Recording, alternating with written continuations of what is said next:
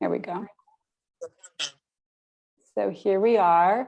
This is Meditative Mondays, and I have the lovely Venus Adams with us today. And this woman is, she and I are meant to interact because I can't even remember how we met, but I think it was at a yoga event, but I have just run across you all over Los Angeles all the time. It's like, hey, what's up? There you are. Look, it's like amazing how our lives intersect.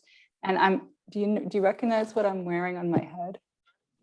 One of my turbans. It looks like one of your creations. Yes. Okay. Yes, they are long lasting. And I bought this one and another one, and then I bought two for my daughter when she went to school in India. And I remember that. This is from, I think, 10 years ago. No, maybe 8. Wow. Yeah. Well, 10 years ago. Yes. That's pretty good. So I just, I love it. And this is why I wanted to invite Venus, because she just brings, and I just love looking at your stories and, the beautiful creations, the clothing line, the colors, just your vibrancy is just so energetic and infectious. And I'm really happy to have you here. And Venus is also one of our members from when I started this group last October. She was so kindly, got involved, and I'm really happy to have her here and share what she does with you. And so the spirit is, this is Meditative Mondays, and I'm going to do just a little pranayam. I'm going to do Satali pranayam, and you may be familiar with that, Venus. Venus came to one of my classes years ago, and when I talked about this very thing, about why head coverings are why we wear them in the yoga community, and then I'm going to let Venus talk about what her impetus for her creations are. But I mentioned it last week when we did Meditative Mondays, that it protects the crown, and it's a filter, because there's so much energy going on up here when we're meditating. And it's that air quality, that ether quality. And so instead of it being erratic, we contain it, right? And especially when we have a very strong daily practice. So if you could just, and I'm not going to share the music today because there is some things with Facebook and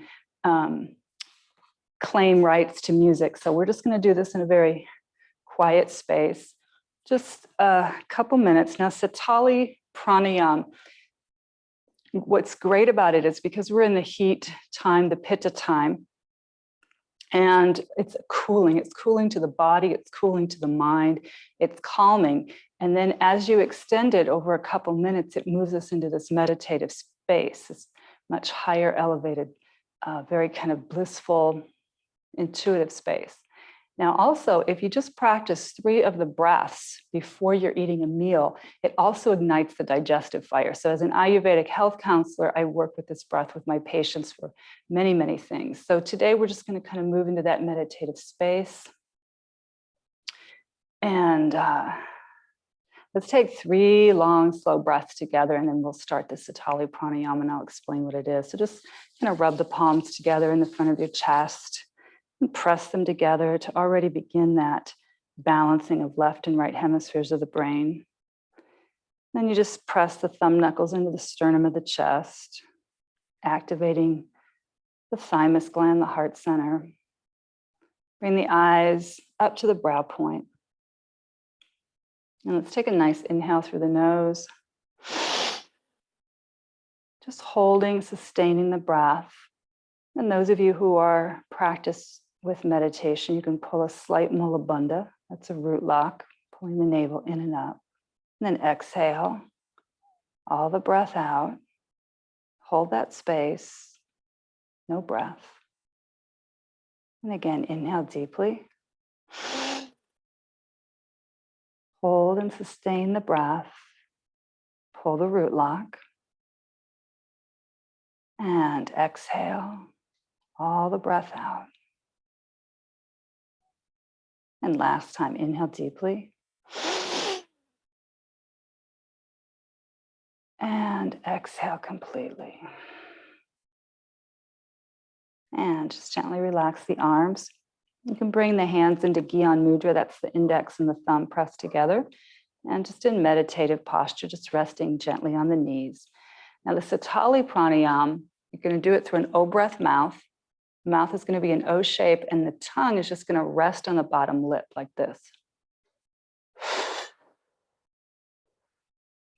So I'm sipping the breath in just as if you were sipping it in through a straw, and it's very cooling. You can feel it rolling over the tongue. And those of you who can't have the DNA, the genetics to roll the tongue, your tongue will roll in, so it will be like a straw. The rest of us will just, let it rest on the tongue. You can feel it. So you're bringing it in through the mouth,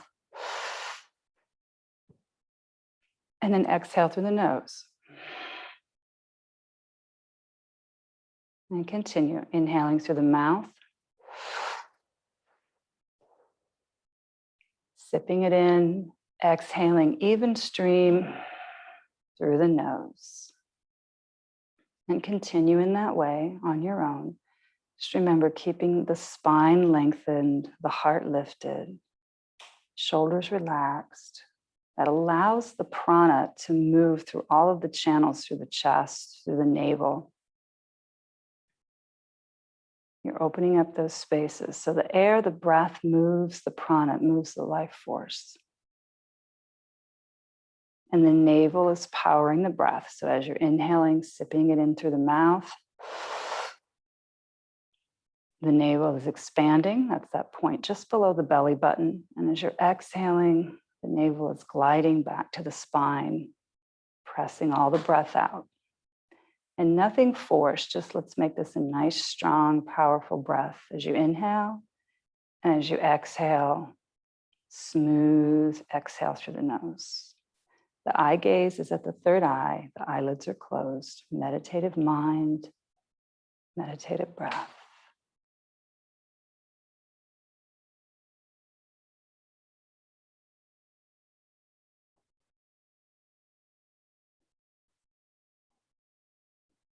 We're going to continue for just one more minute on your own, concentrating on the breath, hearing the sound of the breath as it comes in, hearing the sound of the breath as you exhale, focusing the mind. And in Kundalini Yoga, we focus it on the mantra of Sat on the inhale, Nam on the exhale. Sat is truth, Nam is the projection of that truth.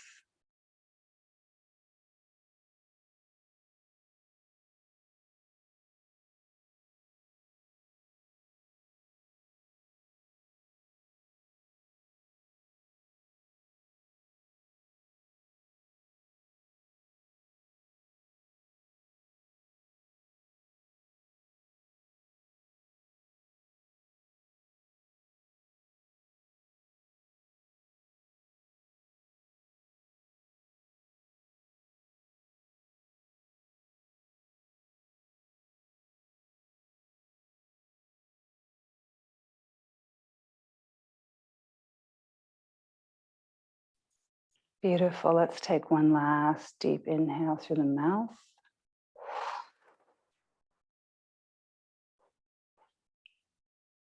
And exhaling. And let's just sit here for a moment. Let that integrate into every cell. Allow the frequencies to elevate. Just sit silently for a moment. Stillness. Breathing easy and gentle.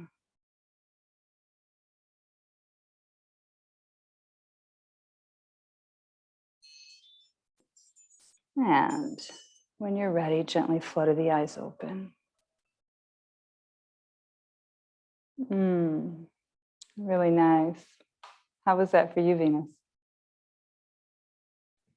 It was very nice. Thank you. You're welcome. I'm just going to do, because our Facebook folks, I noticed there was a couple people saying, oh, they were so excited to be here. I'm just going to take a look if anybody popped anything in the chat. And while I'm doing that, because everybody can see you, can you just tell us about, what you do and just introduce yourself a little bit? Of course. I'm Venus Adams, and my brand is called Venus. Many of you may know me on social media as Turbans by Venus. All of my designs are designed and manufactured right here in Los Angeles, in downtown LA. I create turbans, headbands, and we have the Luxe Lounge collection now, which consists of, like I'm wearing now, ponchos, meditation wraps, throws, jumpers, dresses, loungewear. And it was all inspired basically from me practicing Kundalini yoga and having to get dressed immediately following class and needing clothes that would work for me to go to work. So it's the concept of what you would wear from the mat out into the world. So mostly everything is like loose like this and flowing that you just put on top of your yoga wear. We make a variation of colors. We do natural fibers such as bamboo and cotton. And my website is www.venius.net. And I'm going to go ahead and make sure I post that in the comments once I post this video. And that was, I'm going to put us in gallery view if you don't mind. There we go. We can both see each other. That was something the other day. You had this beautiful gold design on, and I mentioned it and how wonderful you looked. And then also in Ayurveda, when I work with patients, we work with how we ingest and digest with all the five senses. And we have something called color therapy. And what we wear really is balancing. And so gold is one of the, we call it sattvic, or one of the high vibrational colors. And it's really wonderful. White is something that's very open. It says, I'm very open, and I'm, kind of teachers. I'm very, what do you need? How can I help you? You think about it in the world, nurses are wearing white, doctors are wearing white. So it's this very helpful and caregiving kind of a color. Yes. And so what, on that note, what do you think about with color? How do you work with color? I'm going to put my glasses on now. I love it. Look at those. My special Ojai glasses. Okay. For me, I think one thing that a lot of people in the yoga community and wellness industry don't know is that my background is in fashion, in the fashion industry, right? And for me, before coming into the yoga community, my entire collection was Black. So I made Black turbans and wraps and ponchos and fringes, and I did a little tie dye. And one day, my contractor who was doing my sewing, he goes, I think you really should consider color, because, everyone doesn't want Black. I grew up in Chicago and I lived in New York, and I wore Black all the time. So as a result of, speaking with you, you're like, oh, Venus, talk about a little bit about your designs and, what the colors represent, reference to my inspiration or energy put into a lot of the turbans or the headwear of the collection, period. So it actually made me sit down and take a look. Like, I was like, oh, I know white. I'm known for my white clothing, my white turbans, apparel, accessories or whatever, which is, I always relate white to purity, because the first thing I think about in reference to white is wedding dresses, right? Because that's the first thing I designed when I was like a little girl, would design wedding dresses. Like I would just make wedding dresses out of my old socks, and for my Barbie dolls. I would make Barbie doll clothes at 6. And my grandmother taught me to hand stitch. And so I made that all the time. And so I was like, why is it that I just noticed that when I wear Black, people pay attention and they feel like it's official. Like when you're in an office and you have on a Black suit, or, a Black pair of pants or a Black dress, it's always about business, right? Or people, yes. And people Can I interject something about Blacks from Ayurveda, which is very fascinating, and it really goes in line with what you were saying. So the color Black, it's very introspective. It means I'm going introspective. I want to be quiet, and I don't want to be bothered by the outside world. Judges wear Black, priests commonly Black, nuns Black. And in that whole Gothic period, people are wearing Black. And like, just as you said, in the business world, like I am, I don't want any input. That's really what it means. I don't want any input. I'm very introspective. And when I'm ready, then then, the color kind of changes. But that was just a little from the Ayurvedic colors perspective. Exactly. And, when I looked it up, one of the things I found interesting on the website, it says pertaining to pulling, capturing, transferring energy, unforgiving nature to self or others, past life problems, unleash anger, grief, or health problems. And this was all the things like associated to Black. And I was like, wow, I never that's a net, everything is light and dark. We always have the negative, the positive. So yes, every color, like white can be too expansive and too like added, just like no grounding whatsoever. But I like that. I never thought of Black as transformative or transforming, like that whole thing. Mm-hmm. So, and as I progressed in my business and was introduced to the Kundalini yoga community is what made me start making white anything, and I think a lot of people don't know that, like, I didn't have white anything in the collection. And so as a result of coming into the community, I made a yoga collection based upon the Kundalini community. So it was, it was whites, it was tans. And I remember naming the collection, and I just wanted everything to do with nature, right? And so the colors were sand, and there was sky, and there was earth. And we still have that collection, and I still use the names of the taupes and the creams and ivories. And I just, for myself, experience people, people feel your energy, people interpret you a lot from what we wear. In fashion school, we had a class called Psychology of Dress, meaning like what you're wearing is saying a lot about, how you're feeling, your psyche, things you're taught, what you're representing, what you're going to do for the day. Like I put this white poncho and my turban on because we're going to talk about colors, and the aura, the energy of white, I have grown to really, really love. And I found that people respond differently to it. Just, it's a calming thing for people. It's an open, it's an expansion as well. And it's people are willing to kind of drop a lot of things or feelings, and they will approach you. Yeah. With the white clothing on. Yeah. So that was one of the things that was important for me. In reference to turbans, I was a hair model for 25 years. So I never wore anything on my hair. And you have fabulous hair. Oh my gosh. It's like a crown all itself. It's just gorgeous. And so your whole crown chakra thing going on, like I knew nothing about that. I also knew nothing about yoga. I created the turbans before I ever entered into the community. And we changed the colors, but it also completely transformed and changed my life. And so in reference to making these turbans, that it took me almost a year to create some of the styles that everyone, like the one you're wearing, they're my original creations that we sampled silks, broadcloths, anything you can think of, I tried to make these turbans out of.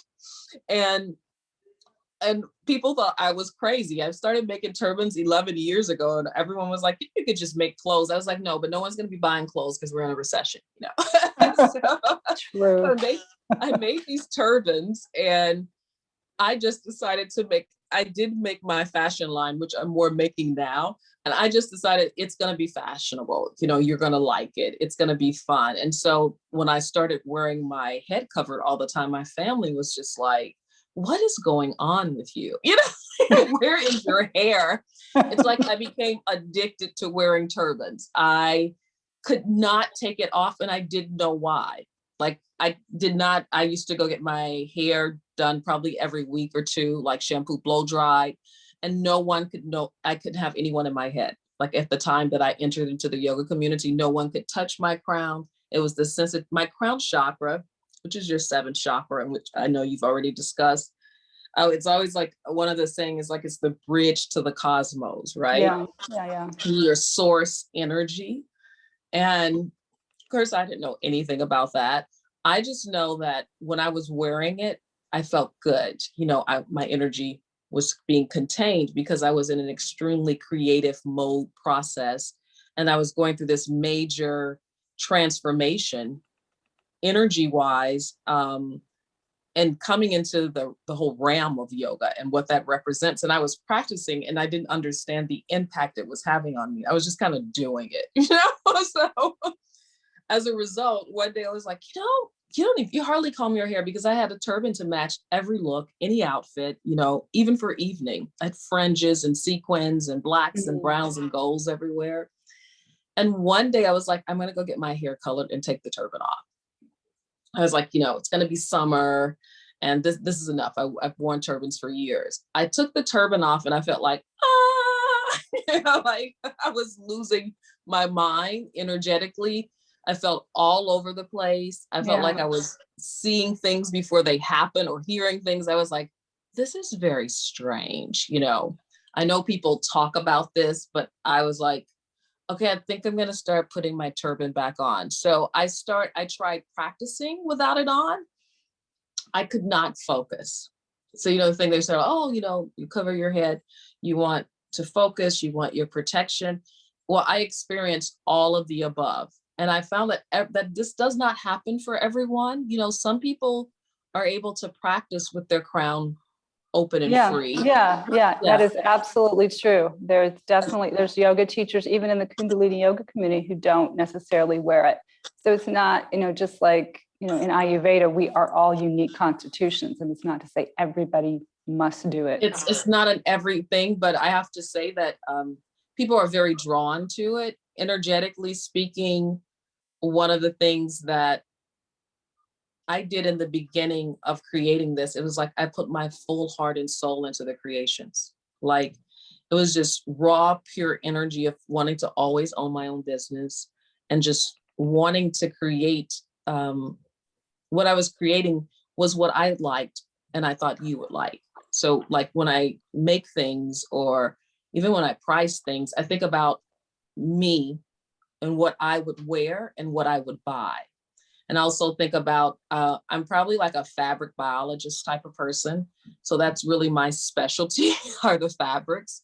And I'm always looking for lightweight, easy, machine washable. And then, I have my favorite colors I say you have from growing up, what you watched your mother wear, your teachers, to me always forms your thought process of fashion. And for me, soap operas, because I was around when people watch soap operas. And that's where the gold comes from. Because on the soap operas, they're always dressing up for nothing, basically, just, on the set. True. And living in Chicago, people don't do that. They're like, when I was growing up there, you don't just be wearing gold around. It's not the holiday. It's not anything. What I love about LA is that doesn't matter. It's Southern California. You can put your gold turban on your gold dress and just walk around, and go to the grocery store. Yes. Exactly. And I'm from Illinois too. I'm not from the big city like you in Chicago. I'm from like the middle, small town. So you know what I'm talking about. I know exactly what you're talking about. They don't do that. And so I always like the color gold, and I would lightly interject it into the yoga collection where there was like metallic thread, cotton fabrics and things like that. But when I first did the second production of the dresses, I experimented. I call it the crayon, the color box. I experimented with different fabrics and colors, and that gold dress, I never got to post because it sold out. Whoever talked to me saw it and they bought it, right? I don't even have one. So just. Well, you look fabulous in it. You look fabulous. Thank you. But I wanted to talk about the fact that gold, which is about enlightenment as well, and protection, and it has to do with intentions, and I didn't know that. So you had me, I always just related gold to royalty, kind of like prestige, wealth, right? But I also like gold is a neutral to me, because you can take gold anything, whether it's a turban or apparel, and you can work it into anything as a wardrobe piece almost, like to wear with something. So it's a neutral, it's not, it's like it's an earth tone. you know, it doesn't, if it's not sequined. So earth tones kind of work interchangeably in your Mhm. wardrobe really well. So And it's also one of the reasons why I like it. yeah, and so the same with as you. I always thought gold was a very royal color, a sparkly color. Like you said, as growing up, that was something you didn't wear unless it was Christmas time or New Year's time. Right. Yeah. But I have fallen in love with that color in the last few years as I've studied Ayurveda and Oh. become an Ayurvedic health counselor, because we understand that the color is absorbing in the skin. We're digesting it, not with just the eyes, but in what we wear and how it Mhm. affects the whole entire nervous system. And gold in the Ayurvedic lens is what we call a tridoshic color. That means it balances all of the doshas. It can be cooling, it can be calming, it can be energizing, heating, and ultimately it uplifts the whole energy of the whole psyche, of the Oh, that's emotion. oh, And that's absolutely outstanding. yeah, and it's that pure color, that very elevated color. And if you kind of take it a little further, you've seen maybe monks or people who are in that very highly meditative state wearing it, Hmm. and Yeah, and it's a like, very elevated color. So it would make sense that if we think about in the ancient lineage of royalty, they have gold, and they felt like they were very connected to God, and they felt like they were very elevated, and so that would make sense that was always kind of that royal color. and people behave differently when they're wearing gold, and Yeah, you are, and it goes back to the psychology of dress. You're interpreted differently yeah, because people, whether you make the connection at first or not, our relatability to colors and tones affect our thought process and how we navigate and deal with things, you yeah. know, with your emotions too. Absolutely, absolutely. And that's so much more. We can go into that. And Venus, I'm so grateful for you to take time. I know you said this was like one of your busiest days, and were like, "What? Mondays. Did I agree to do that?" And I'm so great. Thank you for all the little technical things. And I do want to figure out how to get us live in Facebook, and instead of just having the recorded, because the live is so really great when we can interact with people asking questions. But if we can just close out our time together, and I would love to have you back, and Oh, I would love to do that. We'll all the figure other out wonderful things. how to do the Facebook Live. Yes. and we can have some conversations. I wanted to let you know that following this, when you share this, I'll send some type of coupon code to you for Mm, your group or your viewers to go on wonderful. the website Thank you. and check out anything that are part of your group that they can get a discount. Oh, thank you so much. That's so generous. And then I'll also send you the link so you can post this video on any social media that you think it would be valuable. Thank you. Okay. All right. So Sat Nam, as we say in the Kundalini. Satnam. All right. Have a wonderful, beautiful, Thank blissful day. you too. Thank you so much for having me. You're welcome. Sat Nam. Bye-bye. Bye.